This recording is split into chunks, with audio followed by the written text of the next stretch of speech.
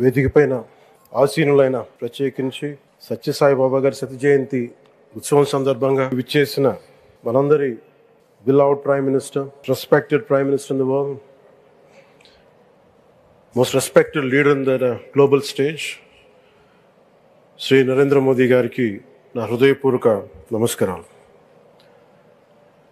అలాగే తన అపారమైన అనుభవంతో రాష్ట్రాన్ని సమర్థవంతంగా నడిపిస్తున్న నాయకులు గౌరవ ముఖ్యమంత్రి శ్రీ చంద్రబాబు నాయుడు గారికి, భారతరత్న శ్రీ సచిన్ టెండూల్కర్ గారికి, శ్రీమతి ఐశ్వర్య రాయ్ బచ్చన్ గారికి, సోదరులు నారా లోకేష్ గారికి, వేదిక పైన ఆసీనులైన ప్రతి ఒక్కరికి, మంత్రివర్గానికి, బాబా గారు మహాసమాధి అయిన తర్వాత దాన్ని సమర్థవంతంగా నడిపిస్తున్న శ్రీ రత్నాకర్ గారికి, ప్రతి ఒక్కరికి పేరు పేరున నా హృదయపూర్వక నమస్కారం.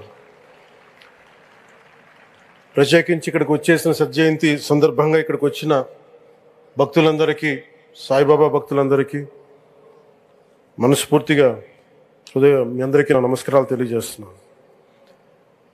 సత్యసాయిబాబా గారి గురించి, గొప్పతనాన్ని గురించి మన దేశస్తుల కంటే విదేశీయులు ఎక్కువ చెప్తారు ఆయన గురించి. కొన్ని సందర్భాలు ఇప్పుడు సింగపూర్ వెళ్ళినప్పుడు ఒక 30 సంవత్సరాల క్రితం చైనీస్ ఇళ్లలో చూశాను సత్యసాయిబాబా గారి ఫోటోగ్రాఫ్. అలాగే ఒక హాలీవుడ్ యాక్టర్ స్టీవెన్ సిగాల్ అని చాలా సంవత్సరాల క్రితం, క్లోజ్ టు ఒక 20 సంవత్సరాల క్రితం అనుకుంటా, చిరంజీవి గారిని ప్రత్యేకించి అడిగి, మా అన్నయ్య చిరంజీవి గారిని ప్రత్యేకించి అడిగి నేను బాబా గారిని కలవాలి అని చెప్పి ఇక్కడ బెంగళూరులో ల్యాండ్ అయినా ఇక్కడ ఫ్లైట్కి ఆయనకు వచ్చి ఆశీర్వాదాలు తీసుకున్నంత నాకు చాలా ఆశ్చర్యం కలిగేది. ఒకరి గొప్పతనం, ఒకరి తేజస్సు ఎలా తెలుస్తుందంటే ఎలా వెళ్ళి దీని గురించి నేను అనుకుంటా ఉండేవాడు. బాబా గారిది వెలిసింది భారతదేశంలో అత్యంత వెనుకబడ్డ జిల్లా అనంతపురం, రాయలసీమలోని అనంతపురం జిల్లా. ఆయన పుట్టుక కూడా అత్యంత వెనుకబడ్డ జిల్లా, నీటికి కూడా కొరత ఉండే జిల్లా, వలసలు వెళ్ళిపోయే జిల్లా. అలాంటి జిల్లాని ఎంచుకున్నారు ఆయన జన్మకు కూడా. అందుకని అలాంటి జన్మ తీసుకున్నాడంటే మహానుభావులే తీసుకోగలరు. ఒక 40 సంవత్సరాల క్రితం ఎవరైనా ఊహించుకోగలమా? దేశ విదేశాల నుంచి చాలామంది భక్తులు, విదేశీయులు అందరూ వచ్చి దీని అభివృద్ధికి పాటుపడతారని. సో ఒక ఆధ్యాత్మిక తేజస్సు, విశ్వ ప్రేమ ఉన్న వ్యక్తుల వల్ల ఇది సాధ్యం. అలాంటి వ్యక్తుల కోసం ప్రత్యేకించి గౌరవ ప్రధానమంత్రి నరేంద్ర మోదీ గారికి ఇష్టమైనది ప్రజలందరికీ కనీసం ఒక 50 లీటర్ల నీళ్ళు ఇవ్వాలి,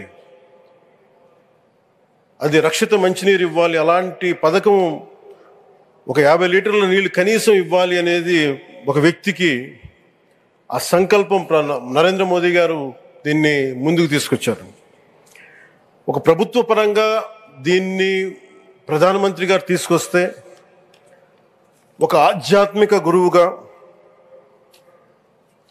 ఏ ప్రభుత్వం ఆలోచించినప్పుడు, ప్రభుత్వాలే దీని గురించి సగటు వ్యక్తికి నీరు ఎలా అందించాలనుకున్నప్పుడు దాన్ని ఆలోచించింది సత్యసాయిబాబా గారు ఆలోచించారు.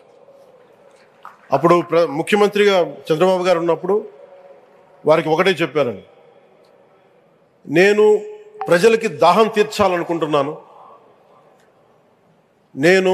నాకు తెలిసిన భక్తులు, ఒక భక్తులు, ఒక ఆయన సింగిల్ హ్యాండెడ్గా 400 crores 400 కోట్ల రూపాయలు ఈ పథకానికి, ఈ పథకానికి ఇస్తాను, దాహం తీర్చే పథకానికి ఇస్తాను అంటే, దానికి ఆ రోజున ప్రత్యేకించి అలాంటి పర్మిషన్స్కి వీటికి కొంచెం కష్టాలు ఉన్నప్పుడు గౌరవ ముఖ్యమంత్రి నారా చంద్రబాబు నాయుడు గారు వీటికి అండగా ఉండి ఈ సత్యసాయి, ఈ దాహం తీర్చే ఈ పథకానికి, అంటే మనం చెప్పాలంటే జల్ జీవన్ మిషన్ అంకురం సాయిబాబా గారు చేశారు ఇక్కడ.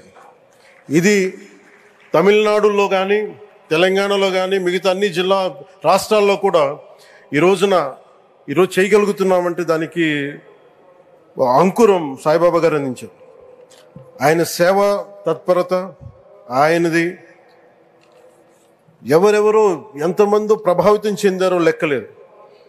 ఒకసారి సేవ చేసే వాళ్ళందరినీ చూస్తూ ఉంటే మా వదిన గారు చెప్పారు, ఒకసారి భోజనం తింటా ఉంటే ఎవరిని ఇంకొకసారి ఏదైనా కొంచెం అన్నం పట్టరా అంటే మా అన్నయ్య గారు చెప్పారండి. వాళ్ళ అన్నకు ఆయన ఎవరో తెలుసు, ఆయన ఒక farmer IAS officer, senior IAS officer అని.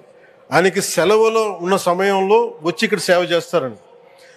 ప్రత్యేకించి ఒక వ్యక్తి, ఒక మహానుభావుడు ఎంతమందిని ప్రభావితం చేయగలిగారంటే, ఐఏఎస్లు కావచ్చు, మన ఈ రోజున సచిన్ టెండూల్కర్ గారు కావచ్చు, వేదిక పైన మహానుభావులు ఎందరో కావచ్చు, వీళ్ళందరినీ ప్రభావితం చేసే ఒక అరుదైన ఆధ్యాత్మిక శక్తి మన భారతదేశంలో, మన అనంతపురంలో, మన ఆంధ్ర రాష్ట్రంలో ప్రపంచానికి వెలుగులిచ్చే ఒక మహా వ్యక్తి పుట్టడం, ఆయన శత జయంతి సందర్భంగా ఇక్కడ మనందరం ఏకం కావడం చాలా ప్రత్యేకమైన ఆనందాన్ని కలిగించింది.